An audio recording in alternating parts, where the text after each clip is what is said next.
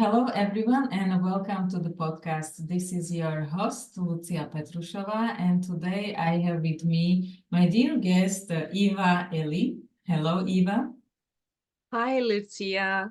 It's so nice to see you. Eva, she's accredited love and relationship coach whose passion is to help women to get out of destructive relationship patterns, reduce anxiety, and instead create the love relationship they dream of, whereas there is with their forever man right now or have yet to meet him. She is specializing in the embodiment of feminine energy and how to use feminine energy skills to create a passionate, intimate, and lasting relationship with a masculine energy man. When a woman starts to embody feminine energy, she can transform the relationship with herself so she can start to receive real love and create her own dream relationship. Knowing that no one woman is the same, Eva uses many methods from different modalities to create a healing and therapeutic experience which helps women become confidently feminine so they can attract the love they want. Thank you very much, Eva, for accepting my invitation. Thank you. It's an honor to be here and a pleasure to be here. Thank you so much. In your podcast, Love and Relationship Secrets, you are saying that feminine energy is easy. Yeah. Can you tell us more, please? Yeah, absolutely. So in love therapy, I talk about everything that has to do with feminine energy and polarity and creating a loving relationship with a masculine energy man. And when I say that feminine energy is easy, first of all, I'm not sure about the audience here and what they know about feminine and masculine energy. What I want to say, first of all, is that masculine and feminine energy is something that we all have. So it's not a gender thing. It's something that both men and women have.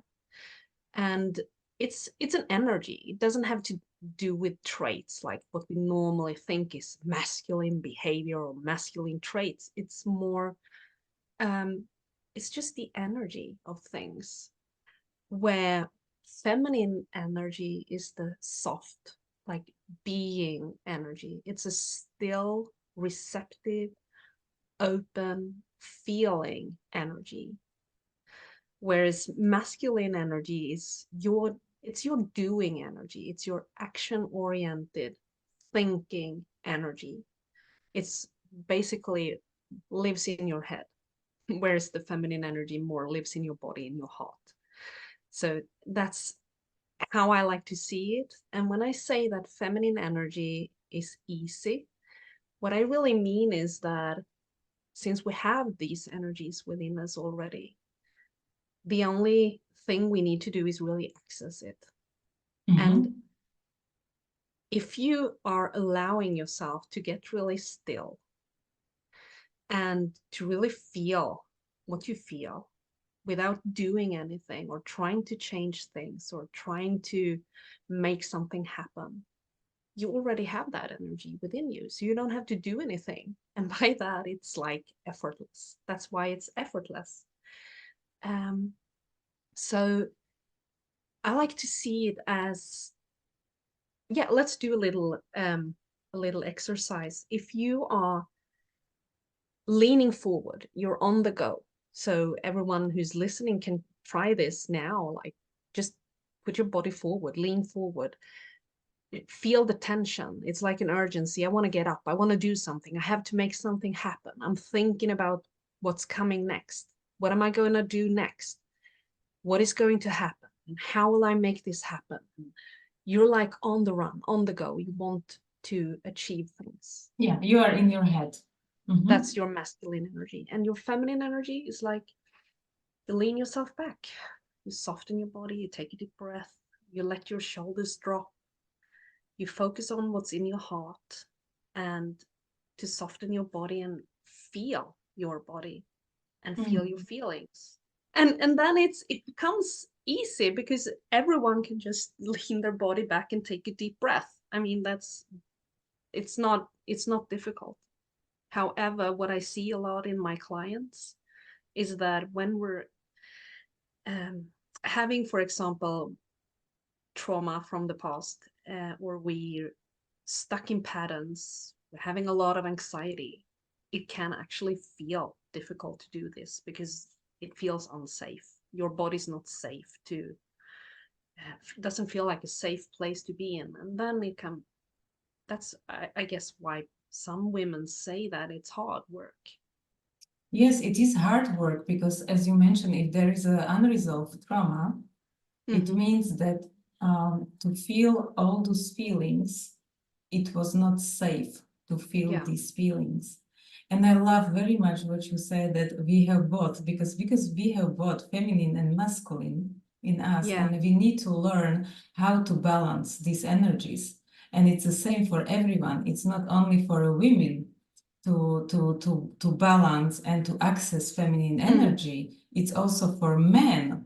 They also need to absolutely. know how to access their feminine energy because if we have leaders and we are speaking a lot about Mm, authenticity, this is exactly absolutely. what it is. Even Yeah, male leader, he needs to know how to access feminine energy because it's about absolutely. being. Being a leader is about being, and being is a feminine energy, right? Yeah. Yeah, and I love that you said that because that is such an important thing to understand that it's I talk about feminine energy in the perspective of love and relationships, of course, but it's also like in a political environment, in companies all over the world, if the leadership is only masculine based, it's only about achieving, doing, it doesn't leave room for any kind of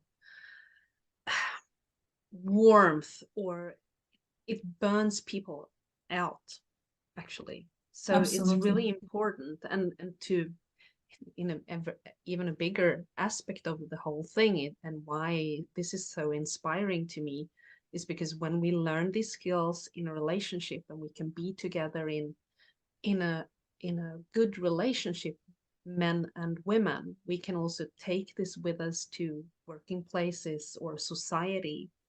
And I like to say this will sound cheesy, but if you can't end the struggles and the fights in your relationship, how are we ever going to find peace Love in the that. world? It's like we have to start very small. We have to start with ourselves and make peace with ourselves and with our closest people, and then it can spread. So, yeah. But I really, really love that you said that. It's really absolutely so important for everyone. Yes, and I love what you said that first we need to be able to solve and to be in our relationships in a certain way because we Mm, cannot be different person at home and different person at work. So the way how we are treating yeah, people at work is the way how we also treat our partner, our kids, our family members, right? absolutely. Absolutely. Mm. We become what we practice. And I know that you, as a transformational therapist, you know this. It's like we have to move past things and practice skills to be able to transform. It's like when we can't move past our trauma, it's very difficult to become someone else. So it's really, yeah. Absolutely. The question is that when there is a trauma, we don't know who we are. But then, okay, once this trauma is resolved, Mm, who we are, this yeah, is the biggest question everyone is asking. Who I am without yeah, these feelings, who I am yeah, without these beliefs and pattern. exactly. So what are Exactly. the patterns you are helping women with? Well, it's usually it can be any pattern as long as it is a pattern. But often it's a pattern of self-sabotage in one way or another. Like pushing love away on a very subconscious level or unconscious level. So it may be like saying that I want a close relationship, I want to be married, I want to have kids, but I am since 5 years in a relationship with a man who lives in another country and we only meet once a year. That's one kind of self-sabotage. And I know that this will ruffle some feathers. I talked about it in one of my episodes because a lot of people want to be in a long distance relationship. And I want to say that there is nothing wrong with that. It's absolutely nothing wrong with that. However, if it's a pattern, like where you always seek to be distancing yourself from the potential partner, that is a pattern. And that pattern often stems from not wanting to be close, even though you want to be close. And well, anxiety is another big one. Relationship anxiety, where you feel it could be when you're anxiously attached. I know this is very popular to talk about nowadays when it comes to relationships and being what your attachment style is. I am definitely integrating some of that in my work, yet I see that the way you relate and bond to other people is a lot bigger than just your attachment styles. That's how I see it. Yet a lot of these problems that we experience with anxiety in relationships are usually coming from that we have this wound, like a mother wound or a father wound or whatever, where we were abandoned as children. Our caregivers weren't there for us, and it gave us this anxiety. Um, and when we're constantly seeking that reassurance from our partners or engaging with partners that can't give us that reassurance, and experience anxiety over and over again, regardless who is your current boyfriend or man or whatever, then it's a pattern. And also patterns of where you become reactive, for example, where you're destroying your relationship because you may have lived in a lot of chaos. This is very common if you've experienced some kind of addiction in your family, for example. So maybe your dad was abusing alcohol, for example. Then it's very easy to take on this role of people pleasing and going into situations where the loved one can't really give you what you want, and you experience that as love. So these are just some examples. It could be so many things, but these are very common things that I see. And it's very much, when I say the feminine energy is helping these things, it's because slowly we build a relationship with ourselves, a loving relationship with ourselves, and learning to understand, recognize, use our own feelings, and to become more vulnerable and authentic. And by that, learning also to set boundaries, which helps you build that relationship that you want. Whereas you with that man right now, or if you're yet to meet him. So So we are helping women to first to identify this pattern. If you see that there is pattern, to identify, to break the pattern. I call it we are breaking the pattern. Yeah, absolutely. And then you teach women how to access their feminine energy. Yeah. What we basically do is we're replacing the old habits with something new, something that is better feeling and that is more like helpful than the old habits or behaviors that we might have had in the past. So yeah, when we have been, if we're living in survival mode all the time, like if we're constantly being in our masculine energy, and often that is because we feel the need to protect ourselves. It's like this shield. We're putting up a shield to protect ourselves. So we're living in our masculine energy because it feels unsafe to be in the body. It feels unsafe to just lean back and be and trust the universe or whatever. Then it's like this energy is not attracting.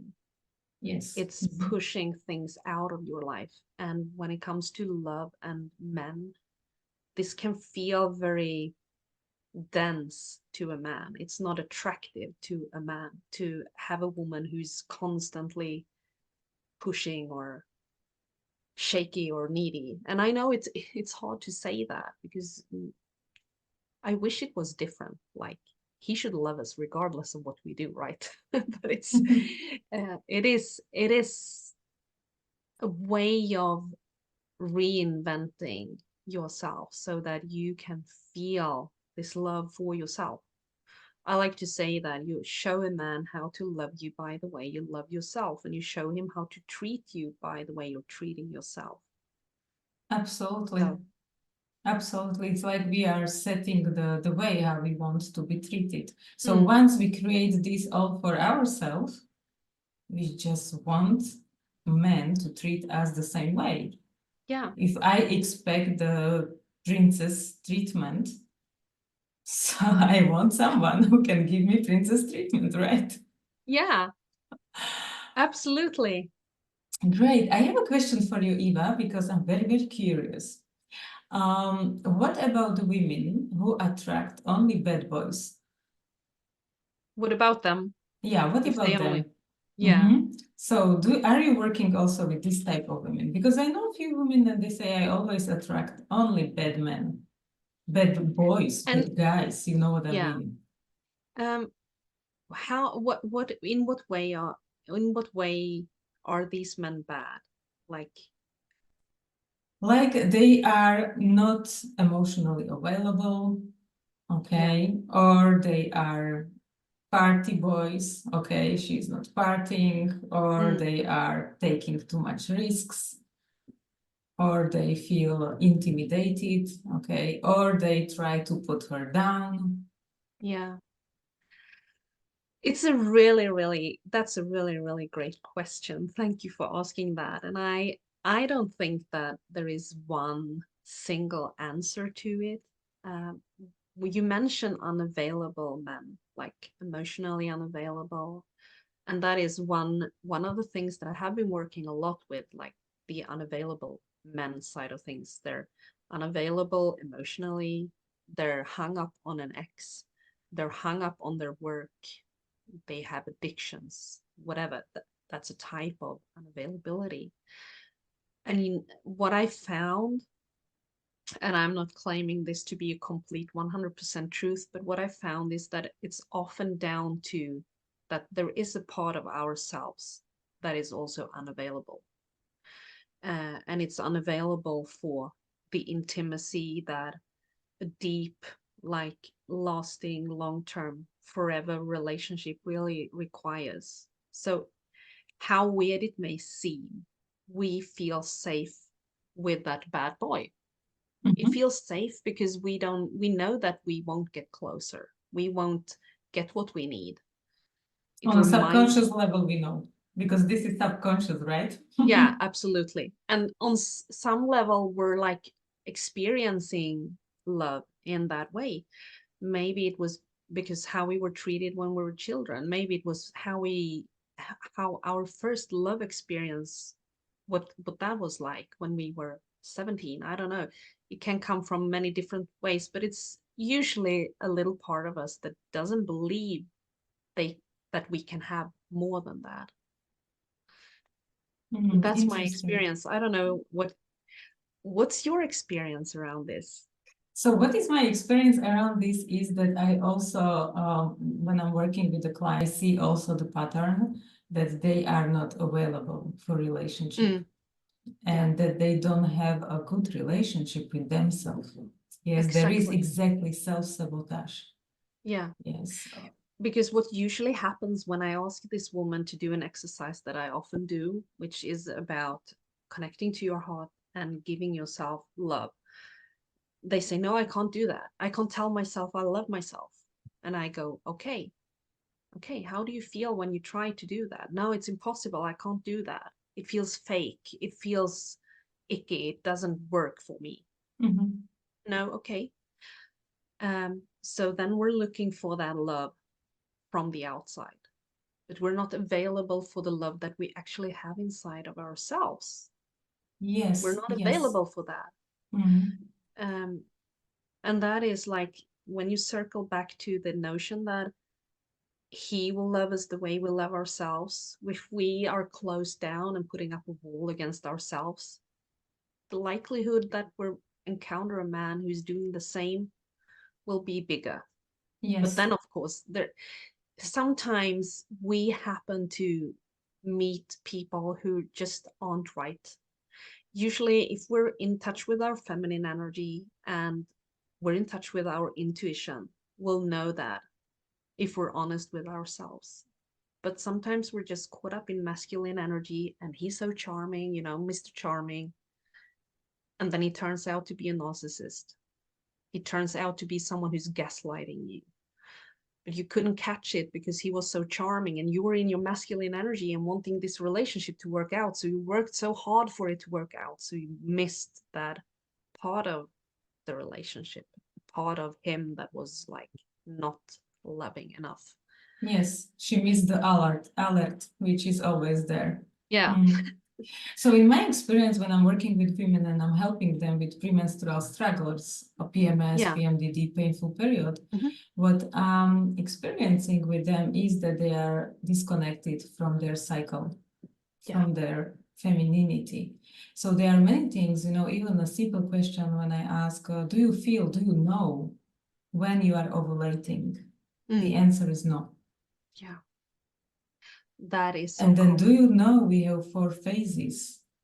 Mm. Okay, and even when they go to the gym, they just perform when they are having period. I said, Mm. no, you just go against nature because Yeah. this is no natural. So they don't understand their body. They are like disconnected from femininity. Mm. Even there, you know, simple symptoms before periods that we have this hunger, okay? And it's very Yeah. normal that, okay, you don't eat meat, but 3 days before period, you want to eat a steak. So this is nature. It's like that, right? Yeah, But absolutely. yes, but they are so disconnected from this natural flow, from the flow Mm. of being a woman and from a menstrual cycle, that it's very difficult to tune into their feminine part of themselves. Mm. Yeah. And I can totally get that. It's so when people come to feminine energy work, one of the things I ask them to do is to soften their pelvis and their yoni. Mhm. And it's there are so many women saying like, I don't know how to do that. I can't feel it. And that was absolutely me like 7 years ago. I had no clue. I didn't know what was like underneath here. It's and I didn't even know that your yoni is like a muscle or you can Yeah. contract it and expand it. And when people start to use this, because this is one of the big tools that I use actually, just to connect with your female parts and soften them and expand them. The interesting thing, and I don't know if you have the same experience, but is that when women start doing that, their period starts to get more regular if it's Oh, been like yes. irregular. And also, have seen women getting pregnant. They've been infertile for years, and then suddenly, boom, they're pregnant. Beautiful. But I see that they start to dance after therapy. So Yeah, I say, yes, she's connected. She's connected now. She's connected. good. So this is really nice. Yeah, they start to Mm, dance. And dance, like a sensual dance, is just really beautiful thing. And this is the mm, way how to connect to our feminine part. absolutely. Dancing is, I mean, that is so very, very beautiful.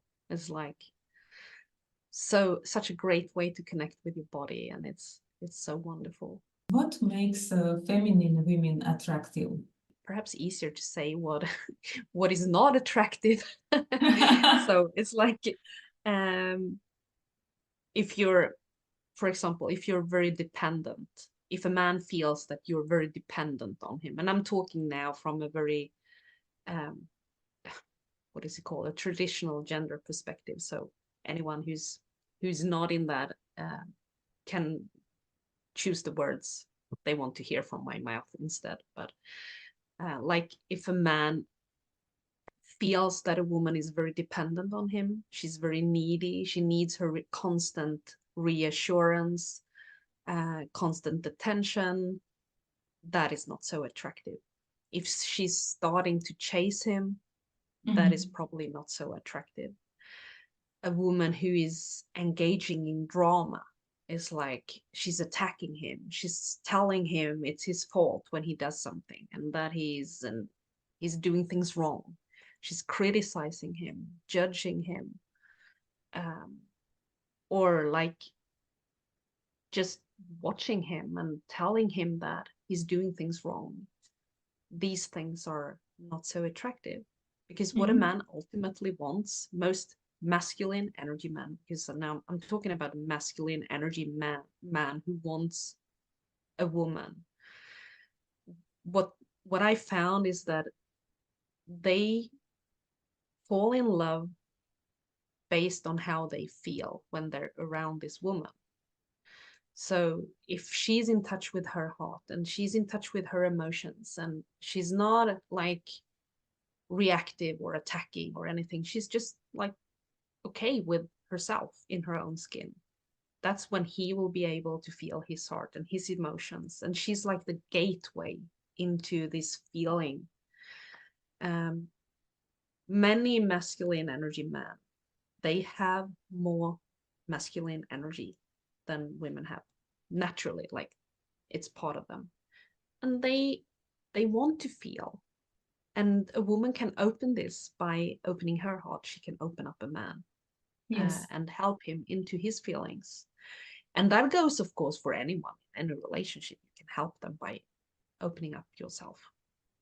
But that is attractive. And when he feels safe to be himself and that she trusts him, she respects him, and he feels good around her and feels as if he can make her happy, that's attractive. What are the top tips how to be more feminine? One thing that I found was very helpful for me was just to understand what is sensuality and starting to tune into my sensuality a little bit more. And for me, sensuality is everything that has to do with our senses. So how we use our eyes and see whatever is around us, how we take that in, like feminine energy is receptive. So it's about taking things in through your eyes, how we're listening, how we're taking things in through our ears. If you lean your body back, like I said in the beginning, and just listen to whatever is there, you can get really sensual, actually. It's really but also tasting food, smelling flowers, smelling whatever is there, and your body, your skin, feeling feeling your emotions, and really starting to tune into that. That is making you more feminine. But then again, it's of course about looks as well. Someone may feel feminine if they have, I don't know, a braid or, well, long hair in a ponytail. Someone else would feel more feminine if they have a bob cut or clothes. Of course, I feel more feminine when I wear dresses, but someone else may feel more feminine if they wear trousers. So it's personal. Key, I think, is to find what makes you feel feminine, what makes you feel soft, what makes you feel warm, what enhances the love within you and make you feel yourself and help you feel your body, your room, and all those things. So Beautiful. I'd love to hear more about how you see that. I see that also because you inspired me as you were talking. And yes, it's about to connect all the senses, and the smell is important, as you say. I love you said flowers because I'm smelling even vegetable when I'm buying vegetable. I'm smelling everything. And then also it's the way how we walk. Yeah, If we just absolutely. rush or we Absolutely. really take a time and we walk. And also Mm, the way, as you said, maybe for someone it can be dress, long dress, mm, or for someone it will be jeans, because it's exactly about the way how we are carrying our mm, clothes. It's not about absolutely. the clothes, in fact, at the end. So me, I'm No. receiving a lot of compliments, and I know exactly when I'm walking, I'm taking my time, and then I really receive compliment. Like there was last time I went for shopping, and there was a man in the car, and he opened the car and he said, "Good morning. I would love to tell you that you look so elegant." And I was Wow. wearing jeans, sport sneakers, and a Mm, blazer. But I felt so good, you know, it was Saturday yeah. morning, but I had my ponytail, and then I was like, this is incredible. It's not about the Wow. I long love dress or that. high heels. Yeah, I loved it. It was so nice, and you know, it was very authentic.